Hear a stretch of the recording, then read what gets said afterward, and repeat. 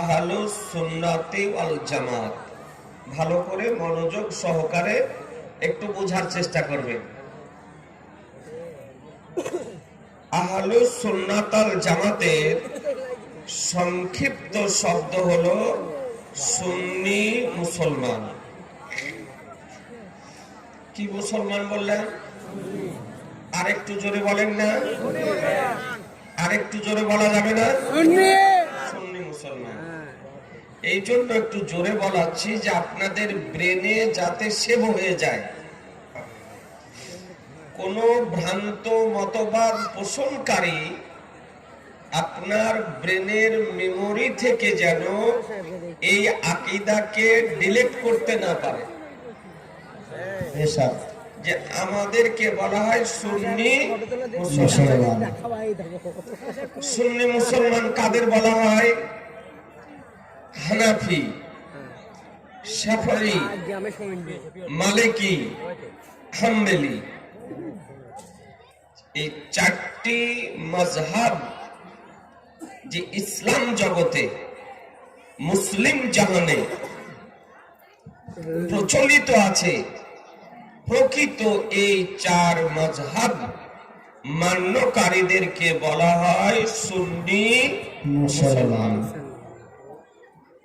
এই চার মাযহাব মান্যকারীদের মধ্যে আকীদাগত দিক থেকে ইসলামিক মৌলিক বিষয়ে কোন প্রকারের, কোন ধরনের কোন মতভেদ নেই। আকীদাগত দিক থেকে চার মাযহাব মান্যকারীগণ এক।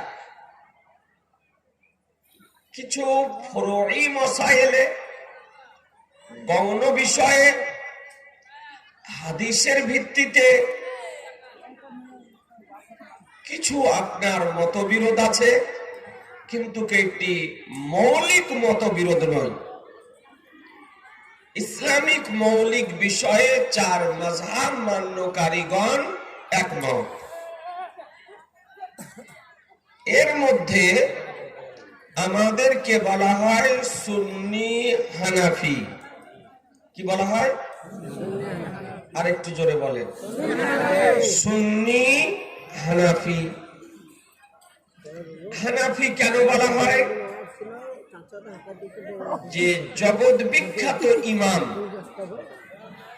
ফিকহ শাস্ত্রের জনক, বিখ্যাত তাবি হযরত নুমান বিন সাবিত অর্থাৎ ইমামে আজম আবু হানিফা রাদিয়াল্লাহু তাআলা আনহুর মাসাইলে আমরা অনুসারী, অনুগামী, মান্যকারী। এই জন্য আমাদেরকে বলা হয় হানাফি। এখন প্রশ্ন হলো একটি, যে আমরা ইমাম মান্য করি কোন সময়? ইমামকে অনুসরণ কোন সময় করি? যে সমস্ত বিষয়ের সমাধান প্রকাশ্যভাবে কোরআন শরীফে পাওয়া যায় না, কোরআন শরীফে সব আছে, সৃষ্টি জগতের যাবতীয় জ্ঞান সমূহ মহাগ্রন্থের মধ্যে নিহিত রয়েছে, কিন্তু যদি নিজের জ্ঞান মোতাবিক কোরআন শরীফে প্রকাশ্যভাবে না পাওয়া যায়, কোন সমস্যার সমাধান সূত্র হাদিস সমূহের কিতাবে যদি প্রকাশ্য কোন হাদিস শরীফ দ্বারা তার সমাধান না বের হয়, তখন আপনার ইমাম মান্য করার প্রয়োজন হয়। অর্থাৎ যে সমস্ত বিষয়ের সমাধান প্রকাশ্য কোরআন হাদিস এর মধ্যে পাওয়া যায় না, তো ইমামগণ ও কোরআন ও হাদিসের উপরে রিসার্চ করে গবেষণা করে যে ফয়সালার সূত্র বের করে গিয়েছেন, এই বিষয় সমূহে কেবলমাত্র ইমামদের অনুসরণ করা হয়। বোঝা গেল? কিন্তু যার ফয়সালা কোরআন শরীফে আছে, যার ফয়সালা হাদিস শরীফে আছে, তাতে কারো কোনো অনুসরণ চলে না। যথেষ্ট কোরআন শরীফ হাদিস শরীফ আজি জানে মোহতারাম।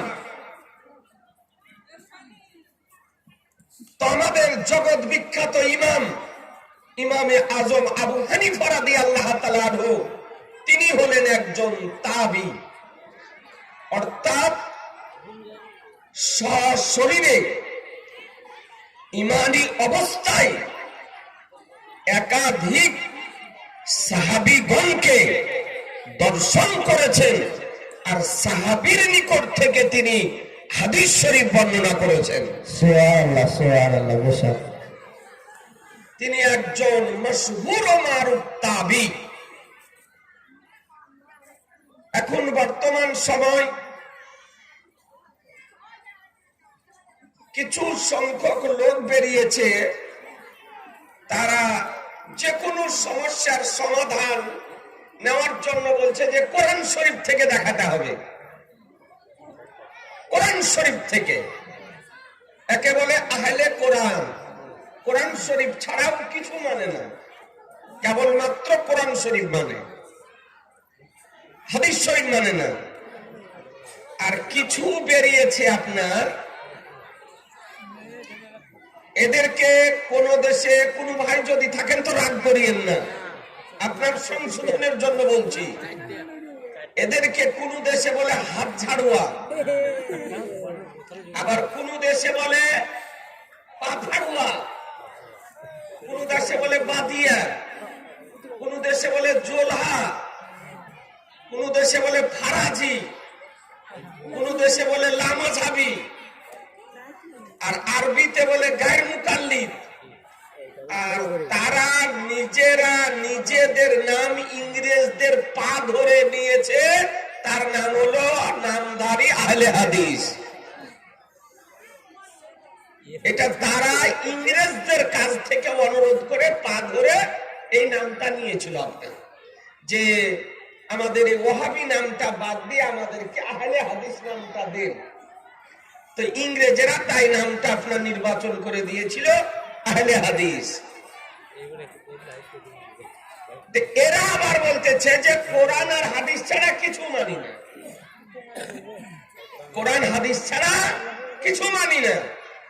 কোন কথা বলে বলছে কোরআন শরীফের কোথায় আছে, কত নম্বর আয়াত, কোন হাদিসে আছে, হাদিস নম্বর কত, সহি না জাল, মুখস্থ করে নিয়েছে। দুটি শব্দ, একটা হলো সহি আর একটা হলো জাল।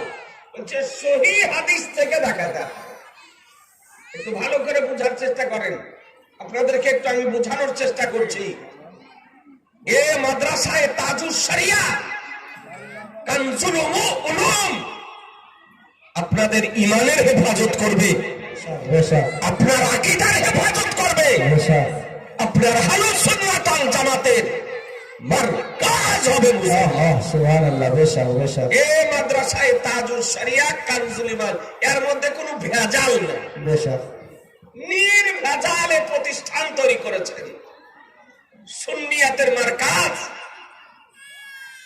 ব্রাদার,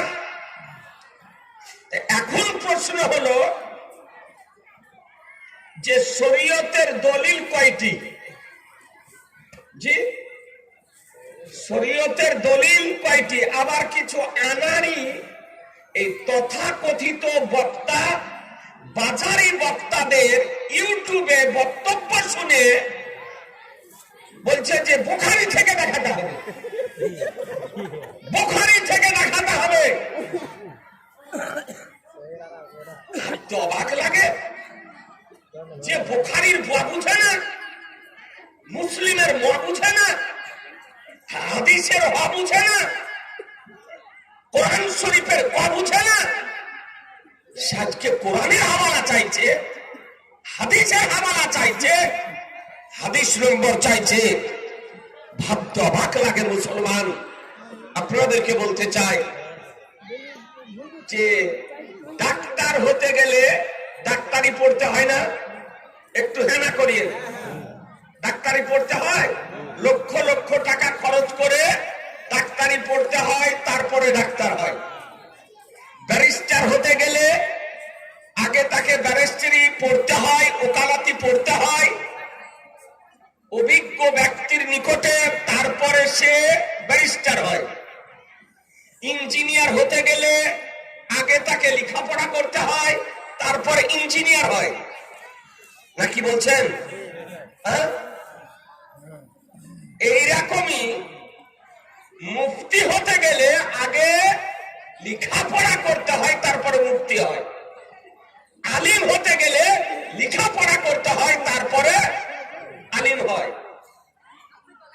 লেখাপড়া না করে দুখানা চারখানা ডাক্তারি বই কিনে নিয়ে এমবিবিএস ডাক্তার হওয়া যাবে?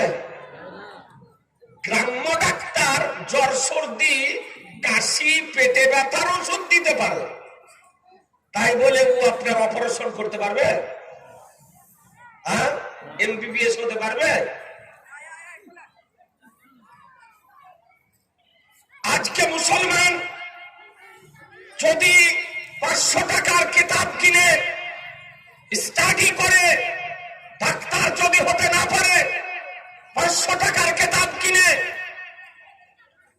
আজকে লয়ের কিতাব ক্রয় করে স্টাডি করে ব্যারিস্টার যদি হতে না পারে, 500 টাকার কিতাব কিনে বাড়িতে স্টাডি করে ইঞ্জিনিয়ার যদি হতে না পারে, তবে 500 টাকার বা 1000 টাকার বাংলা বুখারী, বাংলা কোরআন শরীফ কিনে মুফতি হতে পারবে? একটু জোরে বলেন না। হতে পারবে?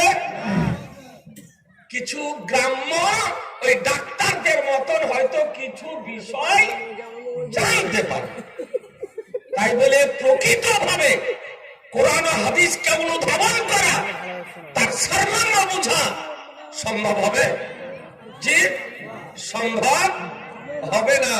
আপনাদেরকে বলতে চাই, আজিজানে মোহতারাম, আজকে 12 বছর ধরে পড়ার পর, 14 বছর ধরার পর যে কোরআন ও হাদিস শরীফকে পূর্ণাঙ্গ ভাবে পুঙ্খানুপুঙ্খরূপে বোঝা সম্ভব হয় না, তো একটা 500 টাকা দিয়ে বাংলা বুখারীর অনুবাদ কিনে ইসলামকে বোঝা সম্ভব কেমন করে? মুসলমান ধর্মকে বোঝা সম্ভব কেমন করে? এ বোঝানো সম্ভব হচ্ছে না। হাদিস, কোরআন শরীফের তাফসীর হচ্ছে হাদিস, আর হাদিসকে বুঝতে গেলে মুহাদ্দিসিনে কেরামদের ব্যাখ্যা গ্রন্থকে বুঝতে হবে, তবে আপনার হাদিসকে বোঝা সম্ভব হবে যে হাদিসটা কোন কোয়ালিটি। হাদিসের বহু প্রকার ভেদ আছে। কোন হাদিসটি নাসিখ, কোন হাদিসটি মানসুখ, কোন হাদিসটি আগের, কোন হাদিসটি পরের, কোন হাদিসটির আমল রহিত হয়ে গিয়েছে, কোন হাদিসটির উপরে আমল করা চলবে, কোন হাদিসটি সহিহ, কোন হাদিসটি মারফু, কোন হাদিসটি মাওকুফ, কোন হাদিসটি মাকতুব। এই যে হাদিসের প্রকার ভেদ আছে, এ আপনাকে বুঝতে হবে, তারপরে আপনি সঠিক হাদিসটিকে বুঝতে পারবেন মুসলমান। কিন্তু তা সম্ভব নয়। আজকে নেটের যুগ, সোশ্যাল মিডিয়ার যুগ, ডিজিটাল সময়কালে আজকে মানুষ দিন দিন ইসলাম থেকে সরে যাচ্ছে। অগ্রগতির জায়গাতে, উন্নতির জায়গাতে দিন দিন সরে যাচ্ছে।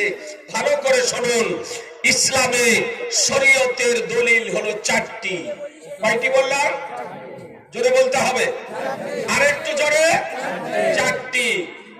ইসলামের শরীয়তের দলিল চারটি। প্রথম হলো কোরআন শরীফ, দ্বিতীয় হলো হাদিস শরীফ, তৃতীয় হলো ইজমা, চতুর্থ হলো কিয়াস। জাম্বে গাফির উলামায়ে কেরামগণ আছেন, একটা দায়িত্বশীল মানুষ, দায়িত্বশীলতার সঙ্গে কথা বলতেছি। ইয়াজি জানে মোহতারাম, কোন কিসসা কাহিনী নয়। আপনার ঈমান ও আকীদাকে জীবিত রাখা, সুরক্ষিত রাখার উদ্দেশ্যে আজকে ঈমানি কথা বলতেছি। শরীয়তের দলিল চারটি। কোন কিতাবে আছে? দু একটি কিতাবের আপনাকে হাওয়ালা দিই। একটি কিতাব, তার নাম হলো উসুলুস শাসি। এই উসুলুস শাসি কিতাবটি দারসে নিজামিয়া মাদ্রাসার দরজায়ে সালেসা তৃতীয় ক্লাসে পড়ানো হয়। পিওর আরবিতে লেখা। তার যে টিকা লেখা হয়েছে সে টিকাও আরবিতে, এবং জের জাবার পেশ জজম তাসদিদ বিহীন কিতাব, দারসি কিতাব। সেই কিতাবের খুতবার পরে ফার্স্ট পেজে বলা হয়েছে উসুলুল ফিকহে আরবাতুন, উসুলে ফিকহ হলো চারটি। কিতাবুল্লাহ, আল্লাহ তাআলার কিতাব কোরআন শরীফ, সুন্নাত রাসূলিহি, রাসূলুল্লাহ সাল্লাল্লাহু আলাইহি সাল্লামের সুন্নাত, ইজমা, আল কিয়াস, ইজমা এবং কিয়াস। কোন বিষয়ের সমাধান প্রথমে দেওয়ার জন্য কোরআন শরীফ খুঁজো, কোরআন শরীফে যদি না পাও হাদিস শরীফ খুঁজো, হাদিস শরীফে যদি না পাও ইজমাতে দেখো, ইজমাতে যদি না হয় তবে কিয়াসকে অবলম্বন করো। সুবহানাল্লাহ। চারটি শরীয়তের দলিল। আপনাকে যদি আমি বলি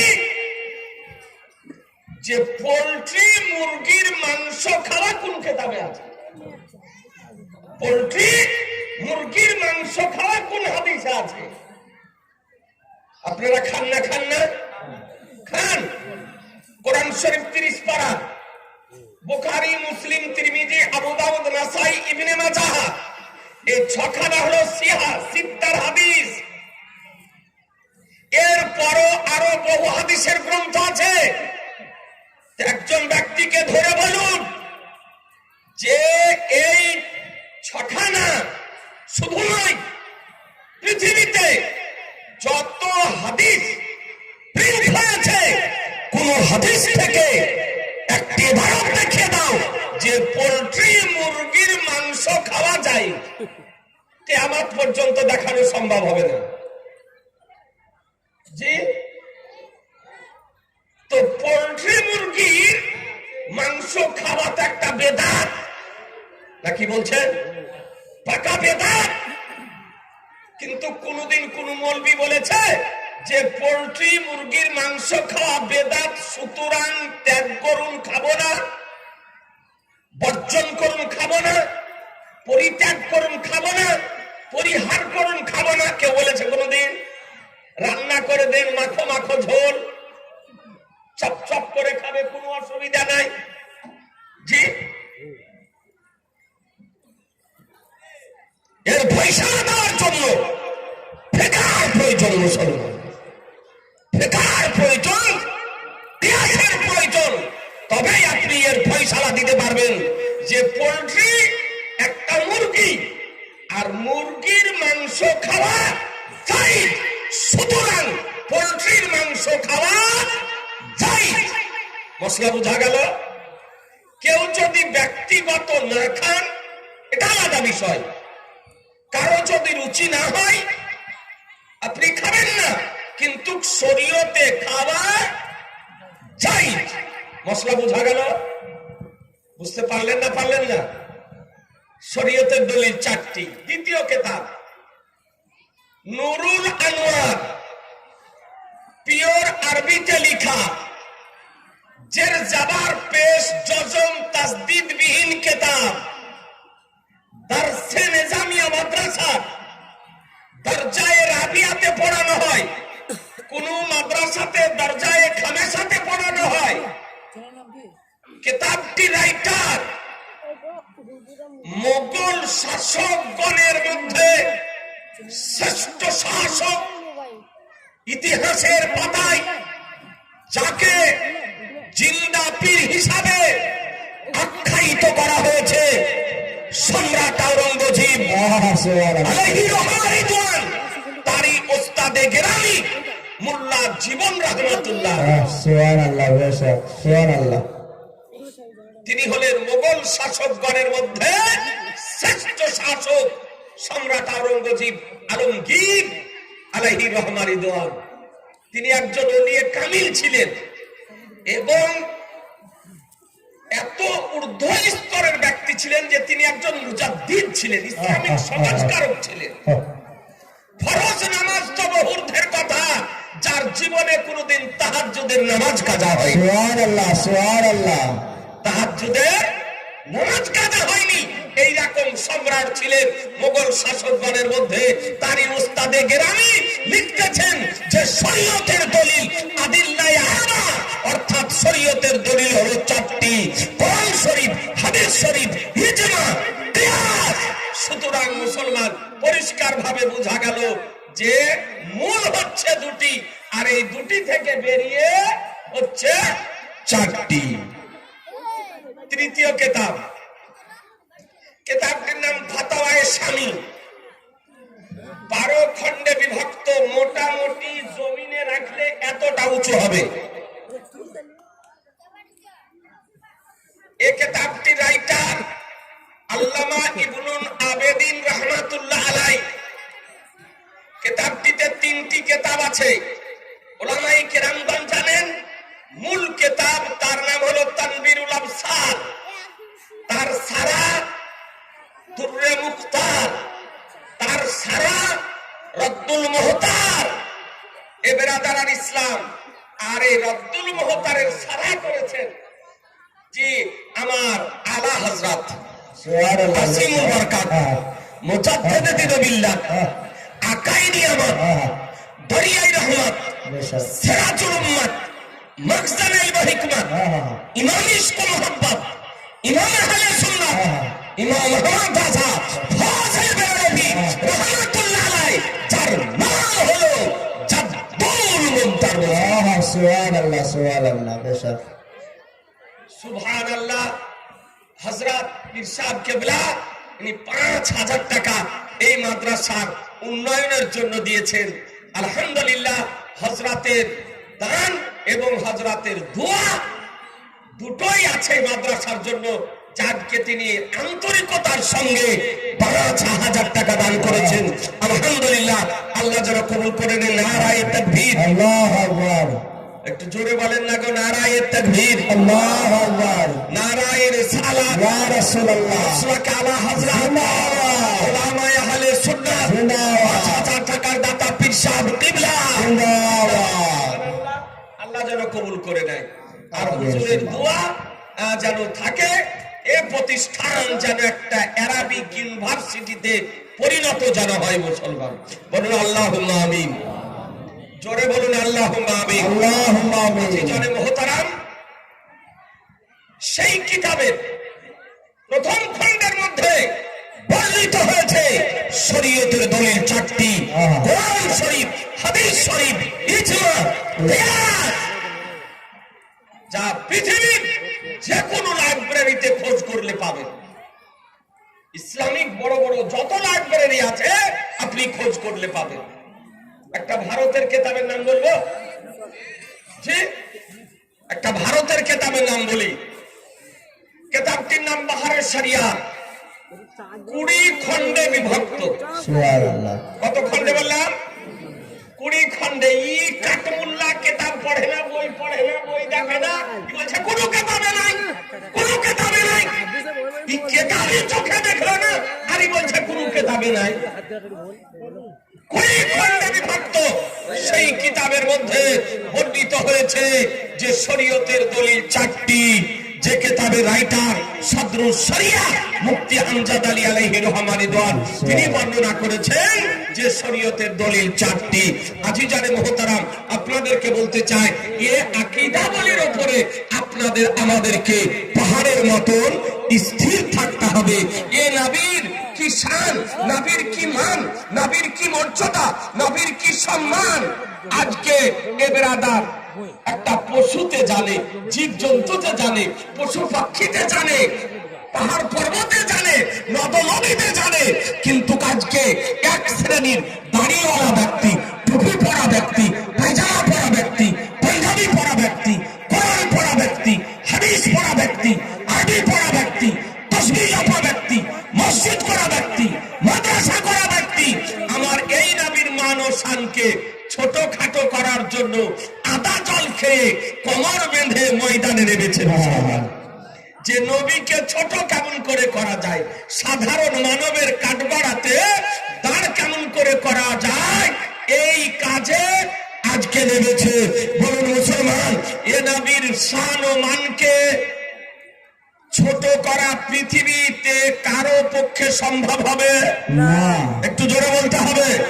জি না, নবীর শান ও মানকে ছোট করা না মৌলবীর পক্ষে সম্ভব, না মুফতির পক্ষে সম্ভব, না মুহাদ্দিসের পক্ষে সম্ভব, না মুহাক্কিকের পক্ষে সম্ভব, না চিন্তাবিদের পক্ষে সম্ভব, না রাইটারের পক্ষে সম্ভব, না দার্শনিকের পক্ষে সম্ভব, না ডাক্তারের পক্ষে সম্ভব, না বক্তার পক্ষে সম্ভব, না কোনো আস্তিকের পক্ষে সম্ভব, না কোনো নাস্তিকের পক্ষে সম্ভব। নবীর প্রশংসাকে বন্ধ করা, নবীর শানকে ছোট করা পৃথিবীবাসীর পক্ষে সম্ভব নয়। মুসলমান, আল্লাহু আকবার, আল্লাহু আকবার। ইয়া রাসূলুল্লাহ, ইয়া রাসূলুল্লাহ, জিন্দাবাদ, জিন্দাবাদ। আল্লাহু আকবার। ইয়া বলে কেন? বলে এই জন্য যে নবীর প্রশংসাকে স্বয়ং খোদা উঁচু করে দিয়েছে। আহা, নবীর প্রশংসাকে কে উঁচু করেছে? আল্লাহ। একটু জোরে বলে, আর একটু জোরে বলা যাবে না? আল্লাহ। কোরআন শরীফ উঠিয়ে দেখুন, মহান রব্বুল আলামিন বলেন, ওয়ারাফা'না লাকা যিকরাক, এবং আমি আপনার প্রশংসাকে সমুন্নত করেছি, আপনার প্রশংসাকে উঁচু করে দিয়েছি। নবীর শান, নবীর মান, নবীর মর্যাদা, নবীর প্রশংসাকে উঁচু করেছেন স্বয়ং খোদা। এদের আদার ইসলাম অপর স্থানে 30 পারা সূরা কাউসারে রব্বুল আলামিন বলেন, ইন্না আতাইনা কাল কাউসার, নিশ্চয় আমি আপনাকে অসংখ্য গুণাবলী দান করেছি, অগণিত গুণাবলী দান করেছি। নবীর গুণাবলী বর্ণনা করা, একত্রিত করা, লিপিবদ্ধ করা, আপনার বর্ণনা করা, একত্রিত করা পৃথিবীবাসীর পক্ষে সম্ভব নয়। আল্লাহ তাআলা নবীর শানকে উঁচু করে দিয়েছেন। আহা, সুবহানাল্লাহ, বেশক। নবীর শানকে উঁচু করে দিয়েছেন। যারা আজকে স্বপ্ন দেখতেছে নবীর প্রশংসাকে বন্ধ করা, নবীর প্রশংসাকে মিটিয়ে দেওয়া, নবীর প্রশংসাকে মিশিয়ে দেওয়া, এ বেরাদার তাদের স্বপ্ন থেকে যাবে। তাই তো আমার সরকারে আলা হযরত আজিমুল বারকাত ইমাম ইশক মুহাব্বত ইমাম আহলে সুন্নাত সমগ্র পৃথিবীবাসীকে জানিয়ে দিয়েছেন কে মিট গয়ে মিটতে হই মিট যাएंगे, হাদা তেরে মিট গয়ে মিটতে হই मिट जाएंगे, हादा तेरे ना मिटा है ना मिटेगा कभी चर्चा तेरा।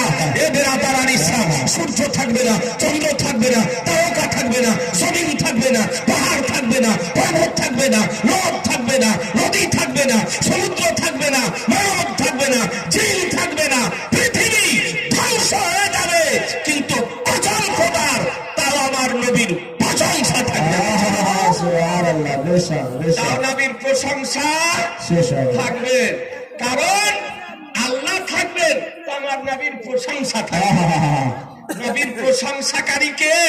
আল্লাহ। আল্লাহ। তো আল্লাহ থাকবেন, তাহলে পৃথিবী ধ্বংস হয়ে যাবে, কিন্তু তবেও নবীর প্রশংসা শেষ হবে। বন্ধ হবে না, শেষ হবে না। মুসলমান, যারা নবীর প্রশংসাকে বন্ধ করে দিতে চায়, নবীর সম্মানকে আপনার ছোট করতে চায়, তারা ধ্বংস হয়ে যাবে, তারা মিটে যাবে, তারা মিশে যাবে, তারা নাস্তানাবুদ হয়ে যাবে, কিন্তু আমার নবীর প্রশংসাকে মিটা সম্ভব হবে না। আজি জানে মোহতারাম, আপনাদেরকে বলতে চাই, নবীর কি শান, নবীর কি মান, নবীর কি পাওয়ার, নবীর কি ক্ষমতা, নবীর কি কুওয়াত, নবীর কি বিশেষত্ব, নবীর কি বৈশিষ্ট্য, বৈশিষ্ট্যতা আপনাকে সংক্ষিপ্ত আকারে একটি মাত্র হাদিসে কারিমার ঝলক দেখাই মুসলমান, যে হাদিসটি ভারতবর্ষের বিখ্যাত চিন্তাবিদ এ বেরাদার মুনাজির আহলে সুন্নাত খতিবে মাশরিক আল্লামা মুস্তাক আহমদ রেজামি রাহমাতুল্লাহ আলাইহি তিনি সংকলন করেছেন। তিনি লিখতেছেন যে আশিক সাহাবী, জওয়ান সাহাবী, যুবক সাহাবী, জান্নাতি সাহাবী সাইয়্যিদুনা হুযায়ফা রাদিয়াল্লাহু তাআলা আনহু তিনি আজকে আবার নবীর পিছনে যখনই সময় পেতেন না মসজিদে নববীতে উপস্থিত হয়ে জামাত সহকারে নামাজ আদায় করতেন। ফজরের সময় পেলে জামাতে নামাজ পড়তেন, জোহরের সময় পেলে জামাতে নামাজ পড়তেন, আসরের সময় পেলে জামাতে নামাজ পড়তেন, মাগরিবের সময় পেলে জামাতে নামাজ পড়তেন, এশাতে সময় পেলে জামাতে নামাজ পড়তেন। বিনা সারি কারণ ছাড়া জামাত ত্যাগ করতেন না। নবীর পিছনে মসজিদে নববীতে আজকে সাহাবী নামাজ আদায় করতেন। কিন্তু হঠাৎ একদিন সাইয়্যিদুনা হুযায়ফা রাদিয়াল্লাহু তাআলা আনহু মাগরিবের নামাজ আমার নবীর পিছনে মসজিদে নববীতে আদায় করতে যাবেন। আদায় করতে যাবার পূর্বে নিজ জননীর নিকটে উপস্থিত হয়েছেন, মায়ের নিকটে উপস্থিত হয়েছেন। উপস্থিত হয়ে বলে মা, তোমার কাছে আজকে আমি নামাজ পড়তে যাব নবীর নিকটে, তার জন্য অনুমতি চাইতেছি, ইজাজত চাইতেছি, পারমিশন চাইতেছি। মা, তুমি আজকে আমাকে অনুমতি দাও, পারমিশন দাও, ইজাজত দাও। আজকে আমার শাহনশাহে বেকার, মাদানিকে তাজদার, আহমদে মুক্তার, নবীউ কা সরদার, দরু চাহানের মালিক ও মুক্তার বিশ্ব রাসূলের পিছনে মসজিদে নববীতে মাগরিবের নামাজ আদায় করতে হবে। সুবহানাল্লাহ, সুবহানাল্লাহ, একটু জোরে বলেন সুবহানাল্লাহ, একটু জোরে। একটা মশলা বলবো জি? আচ্ছা, সুবহানাল্লাহ যদি বলেন তো নেকি কটা হবে জানেন? জালসা তো বহু শুনছেন, আজও শুনছেন সন্ধ্যা থেকে। একবার যদি সুবহানাল্লাহ বলা যদি হয়তো কটা নেকি হবে বলতে পারবেন না? জি জানেন না? বলবো, শুনবেন? একটু হ্যাঁ না করেন না, হলে ভালো লাগে। জি, একটা ভাই 500 টাকা দেন না, একটা ভাই 500 টাকা নামটা লিখে দিন, পরে দিয়ে দিন। হাফিজ মুসলিম সুন্দরপুর মাদ্রাসার শিক্ষক 1111 টাকা দিয়েছে। সুবহানাল্লাহ, মাশাআল্লাহ, বেশক। হাফেজে কোরআন একটা ভাই 500 টাকা দেন, মশলাটা বলে দিন, আপনি নামটা লিখে দেন, পরে দিয়ে দিন। আমি চান্দা করছি না, একটা ভাই না জি 500 টাকা 1 মাস পরে দিয়ে, ফসল উঠবে তারপরে আপনি দিয়ে 500 টাকা মাত্র। একটা ভাই শোনেন, আমার মুফতি তামজিদ হোসাইন নুরি রাজভী আজ গাঙ্গারপুর গ্রামবাসীদেরকে সঙ্গে নিয়ে আলহামদুলিল্লাহ যে প্রতিষ্ঠান তৈরি করেছে, এ আপনার ইতিহাস তৈরি করবে মুসলমান, ইতিহাস তৈরি করবে। আজ গাঙ্গারপুর গ্রামবাসীদেরকে আমি আন্তরিকতার সঙ্গে মুবারকবাদ জানাই, শুভেচ্ছা জানাই, তাদের জন্য দোয়া করি। জঙ্গারপুর গ্রামবাসী, পার্শ্ববর্তী এলাকার ব্যক্তিদেরকে নিয়ে আজকে মাদ্রাসায় তাজুস শরিয়া কানজুল উলুম তৈরি করেছে, উপহার দিয়েছে সুন্নি জামাতের পক্ষ থেকে। আমার স্নেহাশিস মুফতি তামজিদ হোসাইন নুরি রেজভী যখন তাকে মাদ্রাসায় রেখে আসা হয় আমার কাছে, তখন আপনার ঠিকভাবে যে বদনাটা নিয়ে পেশাব করতে যাবে তাও আপনার এ ছিল, এরকম ছোট্ট ছিল। আপনাদের দোয়াতে বহু আজকে ওলামা তৈরি হয়েছে, বেরাদারান ইসলাম, কেউ মুফতি হয়েছে, মুনাজির হয়েছে, বক্তা হয়েছে, মুদারিস হয়েছে, কত মাদ্রাসার প্রধান শিক্ষক হয়ে কাজ করতেছে। তবে কেউ অফাদার আর কে হলো বেওয়াফাদার, এটা স্বাভাবিক হওয়া। আজকে মুফতি তামজিদ হোসাইন রেজভী যে কাজ করেছে, এটা আপনাদের উৎসাহ কাজটা করতে পেরেছে, কারণ তার একার পক্ষে সম্ভব ছিল না। কিন্তু আমি বলবো যে আঙ্গারপুর গ্রামবাসী মা বোনদেরকে বলবো, আপনাদেরকে বলবো যে সুবহানাল্লাহ, এ প্রতিষ্ঠান তৈরি করেছেন আপনাদের ঘরে, আপনাদের দ্বারে বছরে একবার বা দুইবার করে। আজকে ওলামায়ে কেরাম যাবে, কমিটি যাবে, 200 হোক, 500 হোক, 100 হোক, চাল হোক, ধান হোক, আপনি যা পারবেন তাই দান করবেন এই প্রতিষ্ঠানের জন্য। বলুন ইনশাআল্লাহ, জোরে বলুন ইনশাআল্লাহ। আল্লাহ আপনার রুজি রোজগারে বরকত দেবে। আমিন, আমিন। আঙ্গারপুর গ্রামবাসী দেখেন, আর একজন ভাই আমার 1000 টাকা দিয়েছে। আলহামদুলিল্লাহ, আল্লাহ যেন কবুল করে নেয়। আলোক গ্রামের সৈয়দ শেখ আলোক গ্রামের সৈয়দ শেখ 500 টাকা দিয়েছে। আলহামদুলিল্লাহ, খুব দরদি লোকটা। মাদ্রাসার খুব দরদি। 786 আলহামদুলিল্লাহ বলছি ইনশাআল্লাহ মশলা।